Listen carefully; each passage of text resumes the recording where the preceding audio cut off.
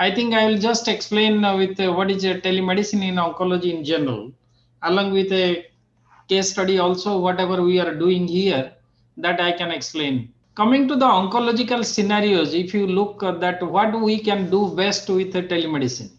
That's the best questions actually in your mind. We can do a routine follow-up visits. It becomes easy once you have taken care of patients initially, and the patient is either cure or you want to do surveillance. You can do a routine follow-up visits. You can also monitor the toxicity of chemotherapy. You must have seen few articles in the published literature with a telephonic call to telemedicine or with WhatsApp. With many times the monitoring of toxicity of chemotherapy can be done. The second opinion also can be done with the teleconsultations. Like many of the patients, you must have observed that once they want to take multiple opinions, they can be done with the telemedicines after getting all the investigations and everything. And also access to the national and international cancer experts you can access. One can participate in a new cancer treatment also, like clinical trials. A new drug is there, so that also is possible. Tele rounds of the for hospital patients also it is possible through telepresence, and the remote chemotherapy supervision also can be possible. The comfort, the support, reassurance, virtual check-in we say, that also can be done. And sometimes a bundle care also can be done. You know, we our physical tumor board which happens in a hospital setup, the same thing can be also set up through telemedicine in an oncological scenario with an oncologist or surgeon or cytopathologist or radiologist, nuclear medicine physicians, whoever contribute to the care of the patients can be bundled, and can be tumor board also can be done. That's that these are the possible scenarios where you can do a cancer care. But the challenges comes is cancer comprises of a diverse group of diseases involving different organ systems, and the clinical presentation varies depending upon stage of presentation and organ system involved. And the treatment are mostly multidisciplinary treatment approach involving surgical, medical, and palliative care specialties, and also the radioisotopic facilities. I will explain you the currently what is the status. Like for nuclear medicine, which is never mentioned, but you will be surprised to know there is an exponential rise of the therapeutic care with radioisotopes in the recent years in the last 2 decades. With the first is initially the thyrotoxicosis, thyroid cancer, you know, and the subsequently with the neuroendocrine tumors, metastatic neuroendocrine tumors, and also the metastatic prostate cancers. Due to lack of structural referral system, especially in our country and also in the low and middle income group of countries, cancer patients can present to diverse types of healthcare setups for diagnosis and treatment. So they need basically a continued care, that is basically continuity of care for lifelong, and also the surveillance. And the challenges are many because of the transition. Like a child which has been treated initially can go to adult, and subsequently it can become old.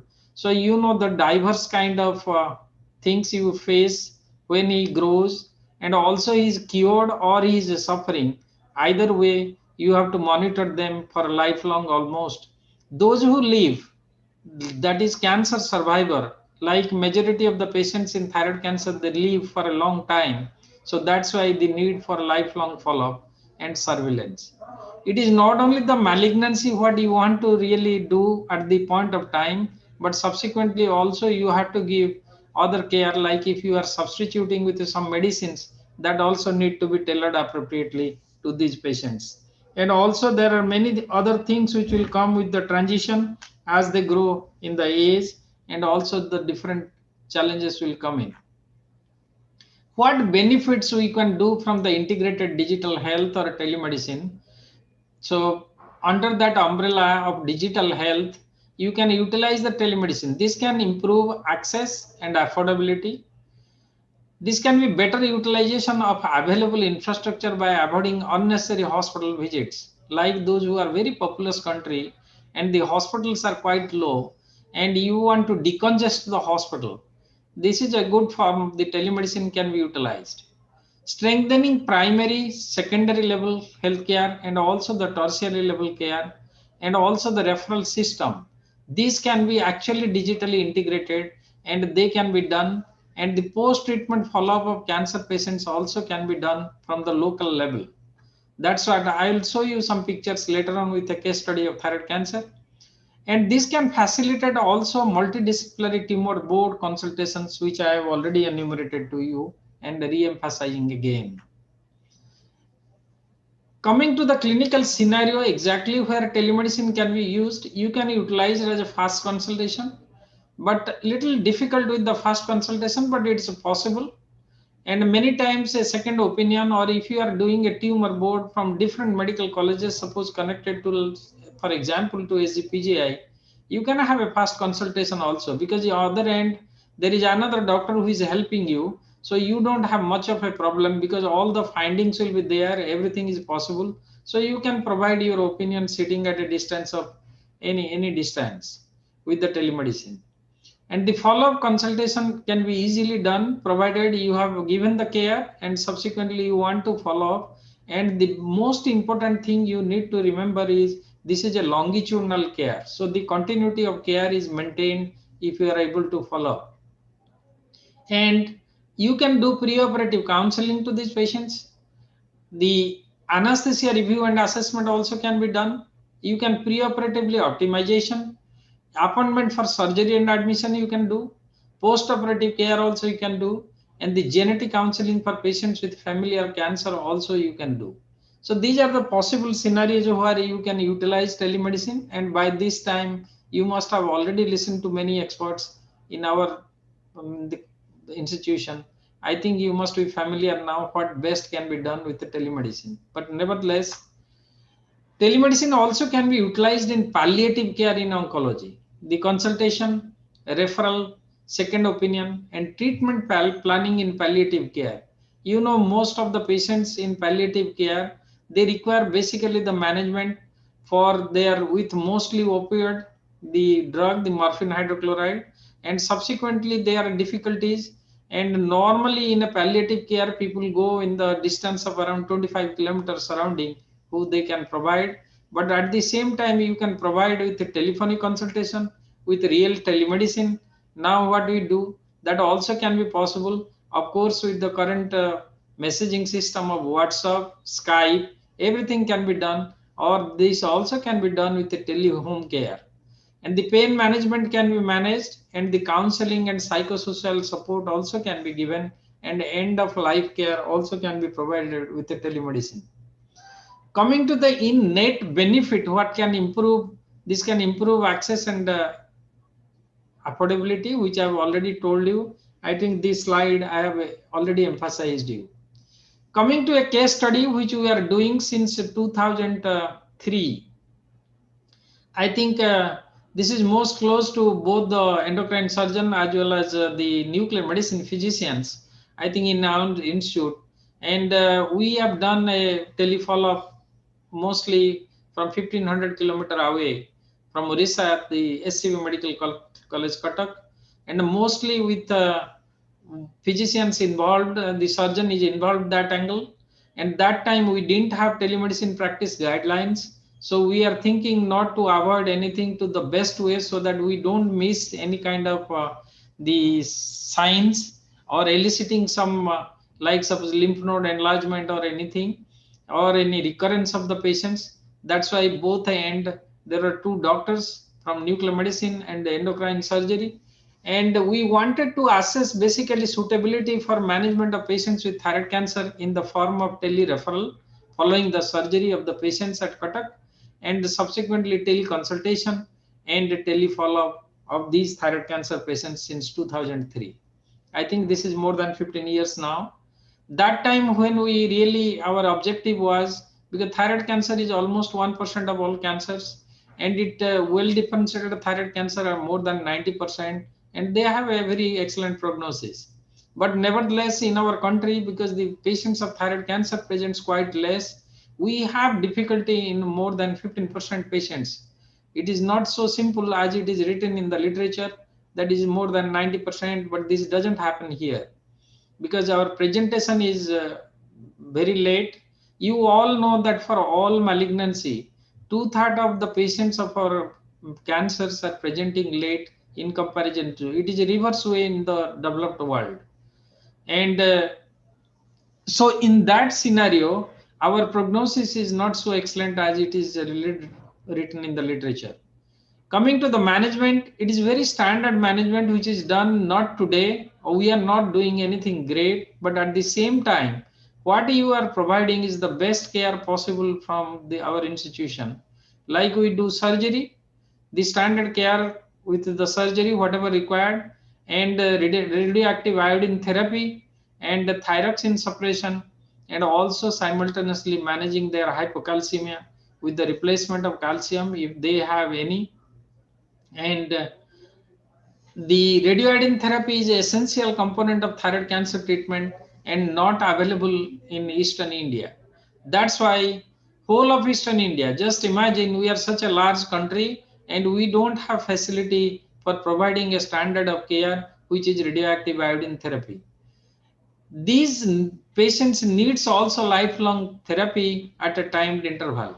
So we thought those patients who are visiting us, and why can't, once they are free from the disease following surgery and radioiodine, why can't they be followed up with the telemedicine? That was our thought way back in 2003. That's why we began this. And these are the challenges in our country. I told you two-thirds of the patients presents quite advanced. You just see this is a skull mets, and this is such a large thing. Along with this, they harbor this because mostly these patients of thyroid cancers don't have any pain. So they continue to grow. This is a metastasis with a thyroid cancers in the skull, and this must have infiltrated to brain also. With that part we don't know, but currently the patient is asymptomatic on thyroxine. And subsequently these kind of patients are tackled. You can do a embolization, and subsequently can be done surgery of this patient and provide the radioiodine therapy, both the surgery of the skull, or then subsequently you can do thyroidectomy also, and then they can be given radioiodine. They must be mostly the follicular CA thyroid with widely invasive metastasis.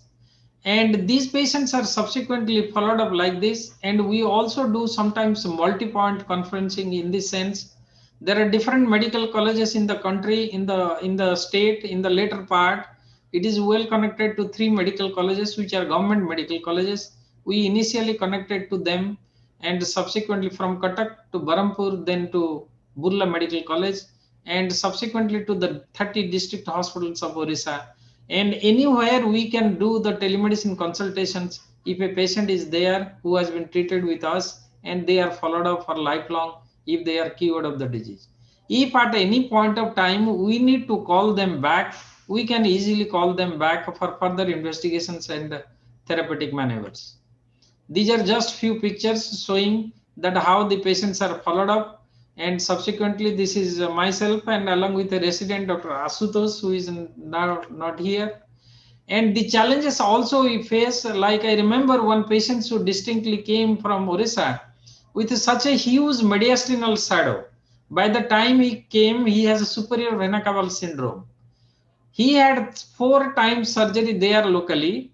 And you know why this has happened is, if the patient was not taking thyroxine regularly, what he does is, when I asked the history, he told me very clearly that he takes for 15, 20 days or 25 days. And when the thyroxine is means after a month it finishes, he asks his son to again get the thyroxine, which takes around another 15 to 20 days, and then he takes again. That means repeated off on, that stimulated the thyroid cancer cells, and ultimately it happens like this. And by the time he presented to us following 4 times surgery there, and now he presented to us with this, because we are a tertiary care center. And by that time you can see the radioiodine is concentrating in the mediastinum. This is the mediastinum which is concentrating. This is the thyroid tissue left after 4 surgery. You can imagine the plight, I think.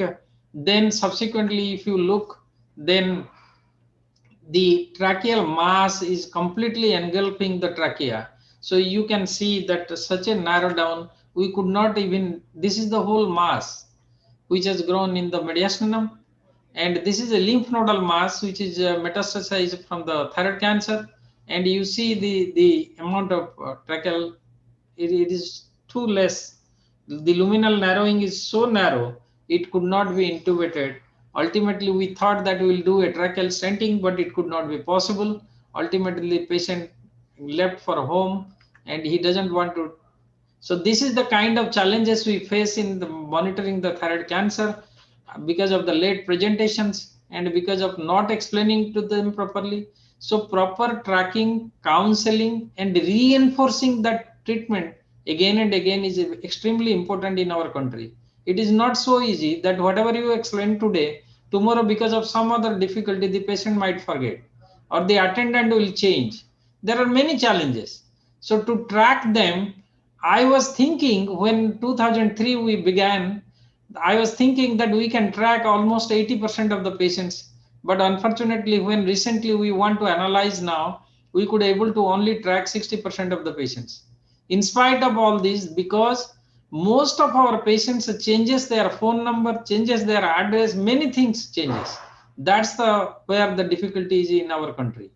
I think coming to this is just a picture of a whole body radioiodine scan where you are seeing that this is the thyroid tissue, this is the lymph nodal mass, these are lungs, and by repeated giving radioisotopic procedures, this is a posterior image of the lung in a whole body radioiodine scan. This is a thorax view, and you can see there is no uptake, which was earlier showing bilateral lung uptake. This is the effect of radioiodine treatment in metastatic thyroid cancer with the lungs. The outcome is mostly 50 to 60%. It is not 100%, but still those who concentrate and those who don't have macronodular shadows in the lungs and the nodules, then they can be cured with this kind of. So our objective was evaluation of suitability of telemedicine for selection of patients for radioiodine therapy following surgery, and for follow-up of following radioactive iodine therapy, response of radioactive iodine therapy, compliance of thyroxine suppression, recurrence, and another thing is to monitor basically those small subgroup of patients which have hypocalcemia, that also needs to be monitored long term. I have already emphasized you regarding the longitudinal care. It's very important that even the hypocalcemic patients should have longitudinal care. Sometimes they might develop stone, and that you need to do with a ultrasound, and also all these things you have to keep in mind. What would be the long-term follow-up of patients with thyroid cancer? So completely they need early diagnosis and treatment of persistent or recurrent locoregional disease or distant metastasis. That's the goal, basically to pick up the recurrence, the early disease, so that you can treat them, and also to pick early the distant metastasis. So this is I have taken from the guideline. What best you can do in short term and long term. This is American Thyroid Association guideline. They say 6 to 12 months. We normally follow up 6 months here in SGPGI, 6 to 12 months after the primary treatment, free from disease. And this includes physical examination, ultrasound neck, basal and or human recombinant TSS stimulated TG, with or without whole body radioiodine scan. This actually is for those who are 6 to 12 months, or it is 3 months. That depends upon the whether the patient has a low risk or intermediate risk or a high risk in thyroid cancer. So obviously those patients who are high risk, you have to monitor very closely from 3 to 6 month period. And in the long term, definitely you have to monitor them. When patient is considered disease free at the first follow-up, then the follow-up becomes includes once a year with a physical examination, clinically, serial TG level on levothyroxine, and the ultrasound neck. These things were done when we are following from Cuttack. It is done by the surgeon at Cuttack and provide us the informations. And the recent studies show with the advent of highly sensitive thyroglobulin assay. Thyroglobulin is a tumor marker combined with anti-thyroglobulin antibody also is done, because that interferes with the TG assay. And we know the sensitivity is less than 0.1 nanogram per ml, and there is no need of RSTSS stimulated TG levels. That's why the follow-up has become easy with the availability of ultrasound and also the tumor marker. Now you must be knowing in our country, the laboratories have mushroomed, but there are standard laboratory. You can follow them up easily, even if a patient is away from you. So the majority of local regional metastasis is developed within the first 5 years to 7 years of diagnosis. You can monitor them 2 to 3 months after initial treatment for basically the adequacy of levothyroxine suppression therapy with FT4 TSH. It is a very simple thing, but it need reinforcement. Otherwise, patients will be taking for long years without changing. But as we all know, as the age advances, the requirement of thyroxine will decrease. And once you give more thyroxine replaced with a suppressive dose, definitely the patients will be. So it has been suggested that after 5 to 7 years, if the recurrence has not come, the patient will go for replacement dose of thyroxine rather than suppressive dose of thyroxine to this. So this is the way how we follow up this differentiated thyroid cancer with the telefollow-up. In case of persistent or recurrent disease, if there is a detectable levels of serum tumor marker serially rising with the time, then we need whole body radioiodine scan. Either you can get it locally if it is available. When we started, that was not available in the state of Orissa. So obviously, these patients needs to come for further workup to here. And I'll show you 5 to 10% DTC patients have local or distant metastasis, and another 5 to 10% DTS, the differentiated thyroid cancer, will have recurrence. So these things needs a redressal at our institution again. That means the patient needs to come physically again to this hospital.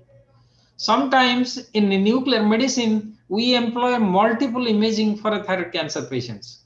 You know, sometimes the radioiodine is the cornerstone, whole body radioiodine scan, but subsequently if the whole body radioiodine is negative, but that can happen in the 15% of the patients, and you can see the radioiodine is negative, but the patient had a swelling when I examined her, and then the iodine 131 scan was, this is a spot view of the only the neck region, neck and thorax, but you can see the whole body radiation scan, and this is a MEB scan, which is a technetium labeled MEB scan showing the recurrence in the patients. And the patient had also a Weiss collapse. So whether it is a pathological one or it is a really Weiss collapse only, not really pathological one, that we did a bone scan, and this is showing at a L1 level, there is a Weiss collapse taking the bone scan in the uptake of technetium methylene diphosphonate. And so there is a neck recurrence.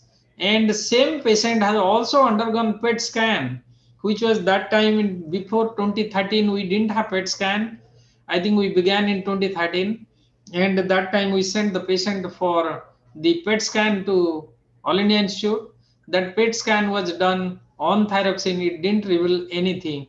That's the demerit, where the resident doctor, whoever has encountered the patients, they did with the thyroxine only. And subsequently, the FDG PET also you have to show. What I mean to say, want to pass the message to you, all of you, that we employ sometimes multiple imaging modality, from the simple bone scan to the complex PET CT scan, and then accordingly the therapy is tailored. And those patients who do not concentrate radioiodine, that will be around 10 to 15% patients. This is known as tennis, or they are whole body radioiodine negative. That means the sodium iodide symphotor expression is decreased, and this doesn't concentrate any more radioiodine, so radioiodine treatment cannot be offered. And during that period only we do FDG PET CT for thyroid cancer patients. So these facilities are also not available plentifully. Of course, in the recent decade, I think this is exponentially growing in our country also. The PET CT is quite available in the metropolitan cities, as well as the even the 2-tier and 3-tier cities now. I think this is just a patient to show the lymph node metastasis. This is called MIP image, maximum intensity projection image, and this is in the lungs. And you can see, what I mean to say is patients with metastasis also can live for quite long time in thyroid cancer. This patient which was 80 years old when she presented around 65 years, and with this long metastasis she lived till 20 years. That's the another good prognosis about, even if metastatic, they can pull on for more than a decade.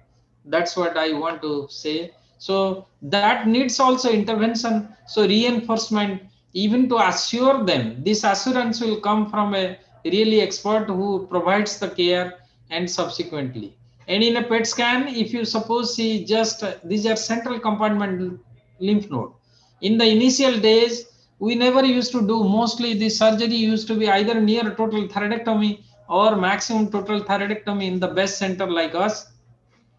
But in the subsequent change of a paradigm in the surgery, the lymph node are also in the papillary thyroid cancer. These are the lymph nodes.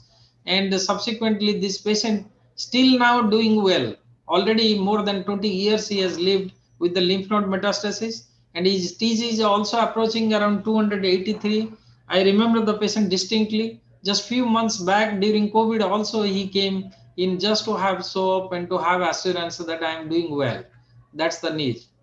Sometimes the tumor marker is quite raised, and FDG PET CT, you can see they don't have any uptake anywhere. That's the beauty. Sometimes even if the tumor marker is red, we lucidly explain to the patients that you don't need to be worried and you will have a good prognosis. Keep on follow up. So these follow-ups can be possible with a digital health, or you can say the telemedicine, what we are doing here. So this is what I will not re-emphasize again regarding this table. I think with the advent of tumor marker, the TG in different laboratories, but if you want to follow them, the tumor markers should be done from the same laboratory always. That will be always better to compare, so that a little distinctions or rising titer also you can observe, but nothing to panic in thyroid cancer in this respect. I think you can easily follow them with the telemedicines, and gradually.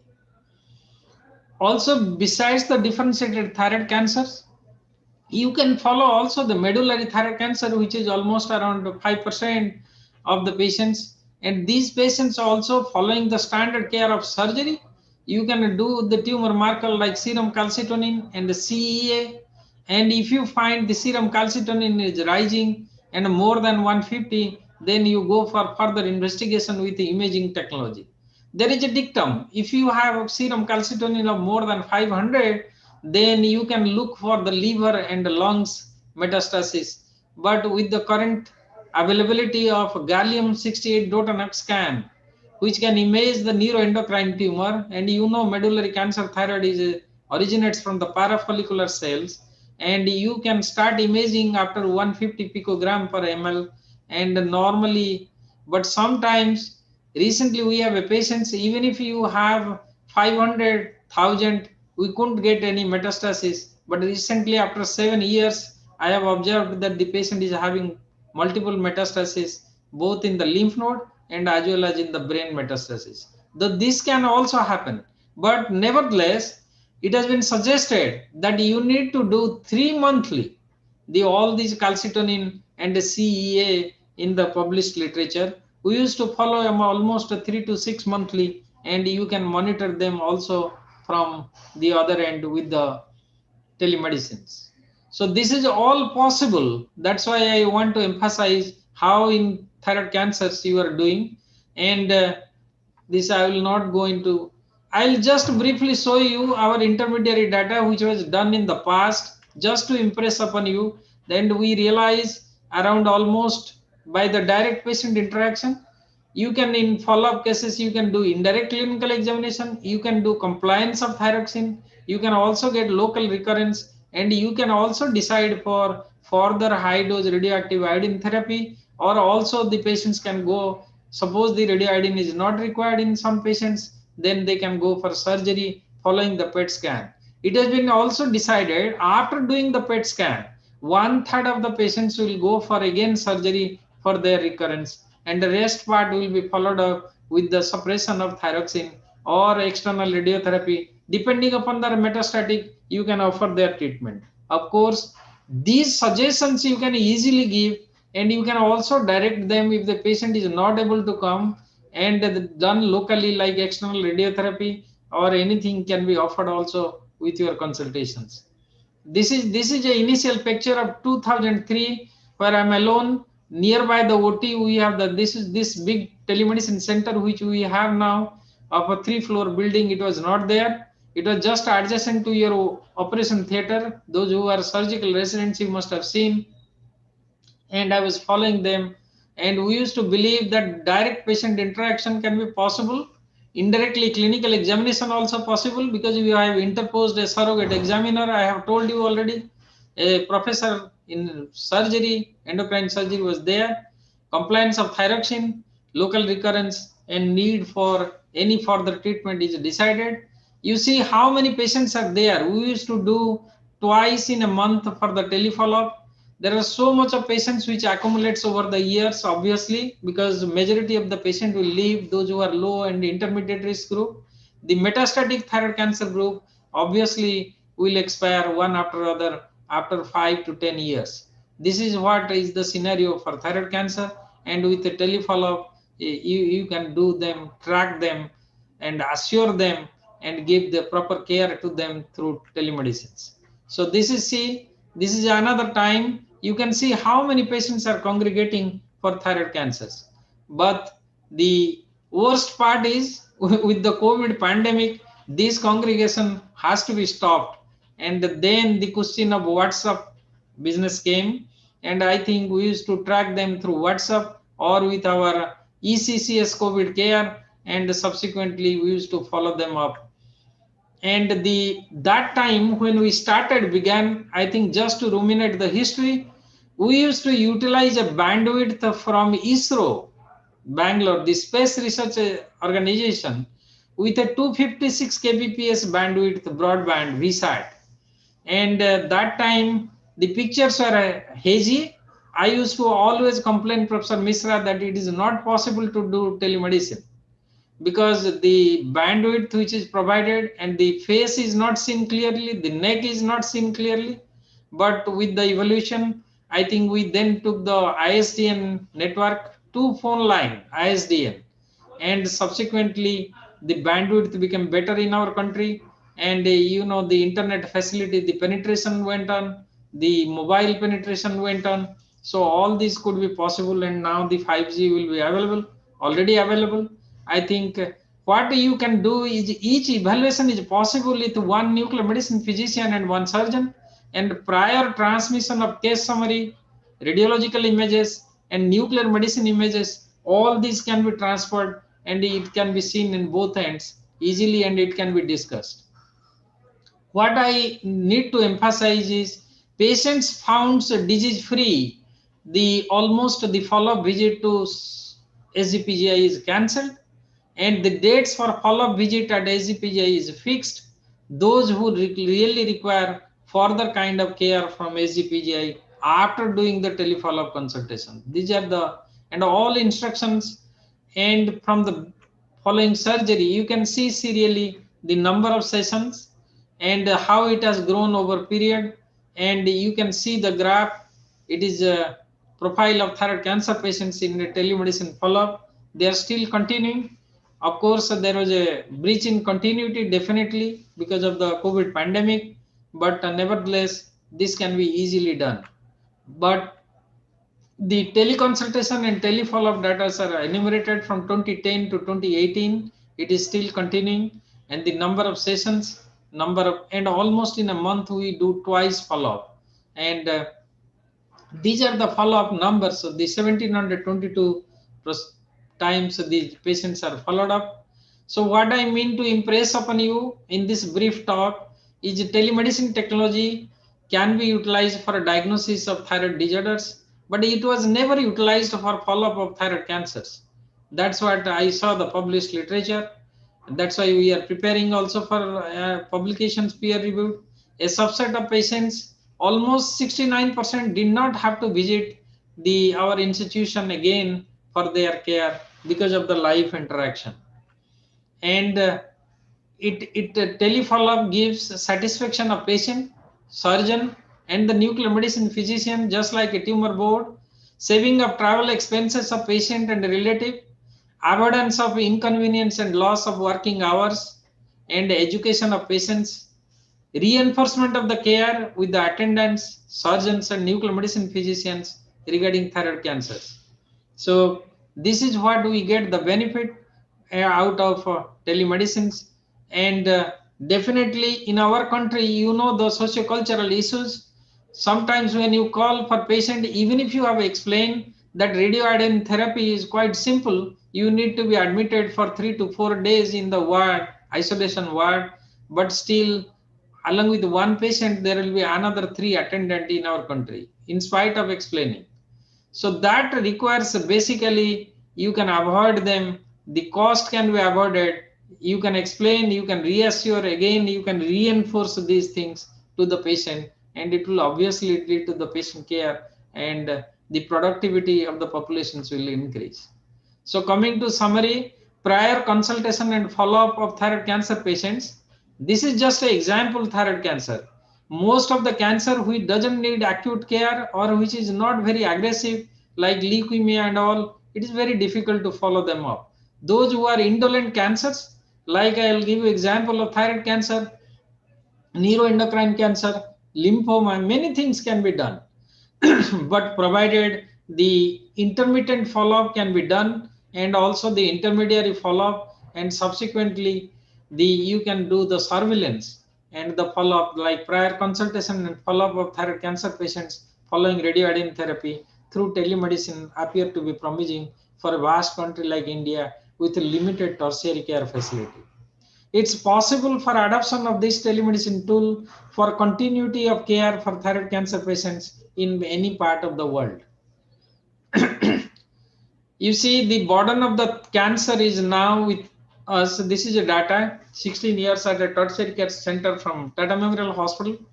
The it has been seen, the findings of this study highlights the ineffectiveness of current laws and awareness programs in reducing the menace of oral cancers. It is for all cancer that we could not able to change now. What we are offering is after the patient becomes metastatic, we are offering. That's why preventive care from the primary care to secondary level care and tertiary care, it is very important. And it is also expected if they are a network, they are connected. So this is otherwise also one can term as a connected healthcare. And if you can integrate them, just like National Health Service in UK, I think the care will be much better, and the patients will be definitely get the benefits of our country. And I'll not go into detail, but what time is coming up. Hello. But for that, the time is exceeding. Okay, Please, just take a minute. I'll just take a minute. And with the availability of like nuclear medicine facility, I had emphasized from the beginning that you can also monitor the neuroendocrine cancers, the tumors with metastatic following the radio, the lutetium therapy, lutetium dotatate therapy, and also the investigation and the therapy for prostate cancer is already in the vogue for the last decade. So you can monitor them also with the telemedicines. So nevertheless, one can imagine and do in their follow-up those who are offering care to the cancer patients. Thank you very much for patient listening.